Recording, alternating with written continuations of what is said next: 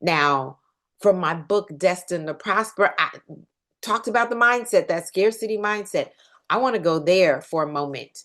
And Destined to Prosper, I absolutely love this. It's going to talk about your biblical financial personalities, but I want to talk about mindset for a moment. So allow me an opportunity to read this one to you.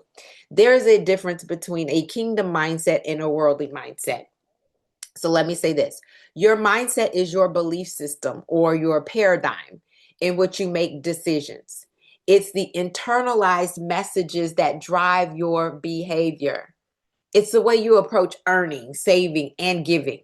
See, your money mindset is the beliefs that you have that are revealed in how you interact with money and people. Simplistically speaking, you can have either a scarcity mindset or an abundance mindset. It is an abundant, expansive universe versus a fierce competition or scarce resources. So either you have a lot or you have very little. You try to hold on. See, God designed you to prosper and to walk in a rich inheritance. Jesus died for you to enjoy your life to the full till it overflows. That's John 10:10 again, but that's amplified. It talks about until it overflows, the abundant life. Abundant thought should be your norm, yet limiting beliefs invade. These are shaped from familial relationships and environmental structures. And can we correct the thoughts that limit our potential? Absolutely, we can. Yes. We are charged to renew our minds. Romans, the 12th chapter, and the second verse, it says, be not conformed to this world, but be ye transformed, metamorpho, by the renewing of your mind. Metamorphosis, make a change. See, your thoughts, when lined with biblical wisdom, manifest the promises of God. So past experiences and environmental influences affect your thoughts and form your beliefs. It was our upbringing and those we associate with that shape much about our beliefs, which then result in our behavior. And behaviors become habits. We do because of what we believe, and that goes back to what we think. So some of our thoughts need to be tweaked to create a secure financial future.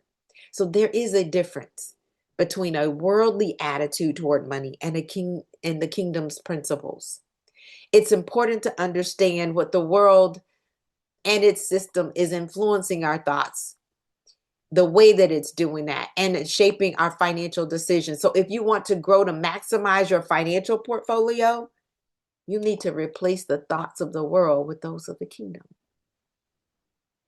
So let's talk about a worldly mindset. And I use the acronym in the book for worldly, WORLDY. Let me say that one again, WORLDLY, worldly. That's right. See, a worldly mindset has you worried. It talks about lack. It talks about poverty, limitation, financial insecurity, and uncertainty. It's a broke mindset. If you hear phrases like there's never enough, or money doesn't grow on trees, or I can't afford it, those are all worldly, and that's limiting. It includes the scarcity mindset, which is one that operates as if there's a limitation on resources. Comments like money doesn't grow on trees and we can't afford that teach this poverty mindset.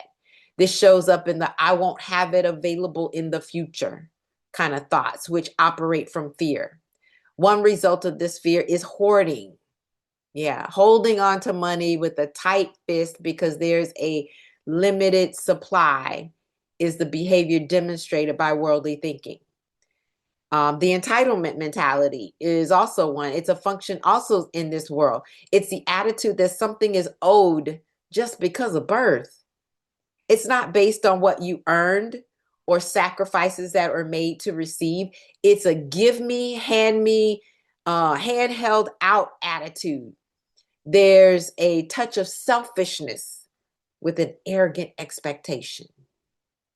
Then there's this selfish attitude that is one that is prevalent from birth, requiring others to focus on your needs. See, a child is unable to care for themselves. So the constant need and high maintenance are understandable. But as one comes of age, growth begins looking outward. This selfish mind demonstrates no concern for others, but only an internal focus on self. The show-off behavior wants to appear as if all financial decisions have been perfect. And none of us have been perfect. Yeah, none of us. It's one of looking the part and not necessarily living the part. The comparisons and the keeping up with the Joneses actions that has one making bad decisions from comparison. It's the one that says, look at me, I want attention and acceptance. Then there's that desperate mindset. That's one that scrambles for everything. It's the whatever it takes, I'm going to survive by any means necessary kind of thought, because there is a limited supply, right? So this behavior also views obtaining as a competition, and taking it from you declares them the winner. Then there's that know-it-all personality, that one that believes they've learned it all before. This is that unteachable spirit that won't grow because they remain a legend in their own mind. And then finally, there's the I deserve it kind of thought process that has moved many into great debt. I deserve it. The mindset of you only live once leads to I might as well enjoy life. It's a life. It's a I live for today and not focus on the future behavior that leads to wasteful living that results in a lack of abundance. So all of these mindsets move individuals to scarcity because the focus is inward. It's hoarding, it's entitled, it's selfish, it's attention seeking, it's desperate, it's ignorant, and it's wasteful. So if I look back at the worldly mindset, the W is I won't have it in the future. That's the fear and the hoarder. It's the O is the oh me. That's the entitlement. The R is remember my needs. That's the selfishness. It's the L, look at me. That's the show off, keeping up with the Joneses. It's the D, the desperate, whatever it takes. It's the L, the learned it before I know it all. And then it's the Y, the YOLO. You only live once, that wasteful type of mindset. But then the kingdom mindset is different. And yes, I use the acronym for kingdom as well. So let me tell you what it is.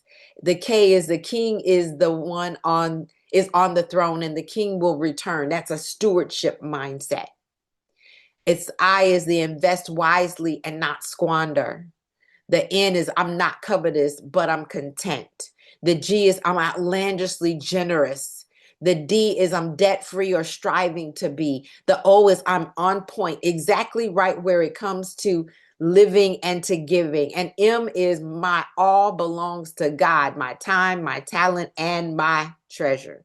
See, the kingdom mindset is one of rich, secure, resourceful, generous, and financially abundant. It's appreciative. It's confidence in your ability to make and to receive money. It's the internal messages that says there is always enough.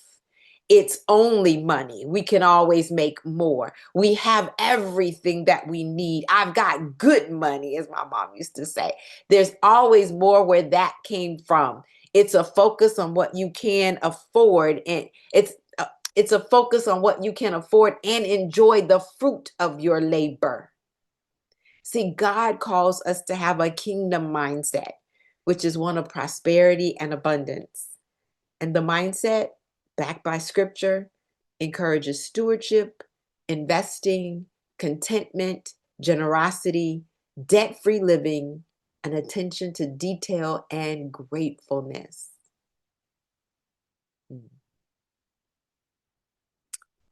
Everything for the kingdom mindset is other-centered.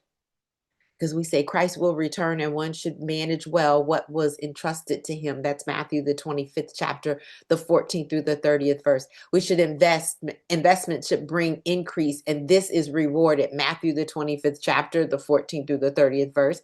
We should being content with what God has provided includes an attitude of gratitude. Philippians, the 4th chapter, the 10th through the 13th verse.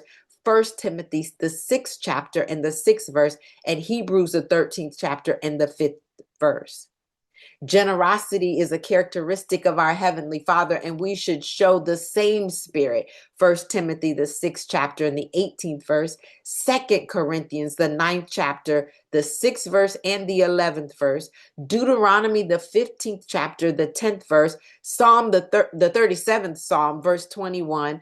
The 112th Psalm, verse 5, and Proverbs, the 11th chapter, verse 25, and the 22nd chapter, verse 9. It says debt-free living, owing no one but to love him, Romans, the 13th chapter and the 8th verse, as well as the 37th Psalm and the 21st verse. We're on point with living and giving, doing it God's way. That's Proverbs, the 16th chapter and the 3rd verse, and the 37th Psalm, verses 5 and 6. It also has recognition that everything belongs to God. So speak or seek him and trust he will provide. Yeah, Matthew, the 6th chapter and the 33rd verse, the 24th Psalm, verse 1, and Genesis, the 15th chapter, verse 1. See, the kingdom mindset shows a dependence and a trust in the promise of God. If God is the provider, Jehovah Jireh, then there is an abundance, since the earth is the Lord's and the fullness thereof. That's the 24th Psalm, verse 1. When it comes to our attitude and ultimately our money mindset, as believers, we should strive to eliminate worldly thoughts that cling to us and walk into a rich inheritance. Now, I told you that one was from Destined to Prosper. And if that's where you are today, I want you to go ahead and get that